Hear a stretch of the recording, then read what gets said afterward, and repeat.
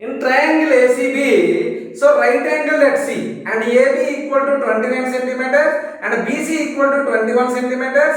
Angle ABC equal to theta అయితే find the value of sin square theta plus cos square theta and cos square theta minus sin square theta అని అడుగుతున్నాడు నాన్న. So triangle ABC draw చేస్తే so ఇది ఏ నాన్న. So C దగ్గర right angle అన్నాడు కనుక సి వేసాను, ఇక్కడ బి నాన్న. ఆడ బి దగ్గర ఏమన్నాడు తీటా అన్నాడు, సో తీటా వేసాను. అండ్ ఏబి ఈక్వల్ ఎంత అన్నాడు 29 అన్నాడు అండ్ బీసీ ఈక్వల్ టు 21 అన్నాడు. సో ఆడు ఏమి కనుక్కోమన్నాడు, so sine square theta plus cos square theta value కనుక్కోమన్నాడు and cos square theta minus so sine square theta value కనుక్కోమన్నాడు. సో ఈ రెండు కనుక్కోవాలంటే మనకు ముందు ఏసీ కావాలి. ఏసీ కావాలంటే 5 దగ్గర ఫార్ములా అప్లై చేయాలి. అంటే AB square equal to AC square plus BC square అన్న.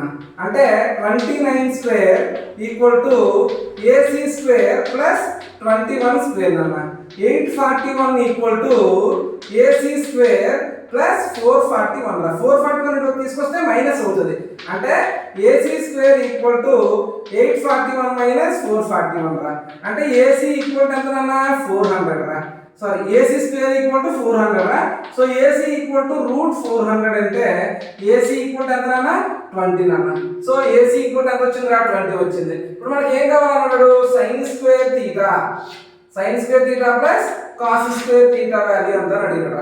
సైన్ స్క్వేర్ తీటా అంటే ఏంటి, opposite side 20/29 whole square 20/29 whole square plus cos square అంటే ఏంటి ఎడ్జెంట్ సైడ్ అంటే 21/29 హోల్ స్క్వేర్ రా. 21/29 హోల్ స్క్వేర్ రా. అంటే 400/841 ప్లస్ 441/841 రా. డినామినేటర్ సరే ఈక్వల్ ఉన్నాయి కదా, న్యూమరేటర్స్ డైరెక్ట్ గా యాడ్ చేసేయండి.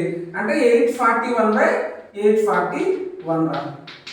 వాల్యూ 1 వచ్చిందిరా. ఇంకోటి ఏమడిగానన్నా, so cos square theta minus sine square theta అని అడిగాడు. సో దీన్ని కాస్ స్క్వేర్ తీటా అంటే 21/29 హోల్ స్క్వేర్ మైనస్ సైన్ అంటే 20/29 అంటే 20/29 హోల్ స్క్వేర్ అన్న.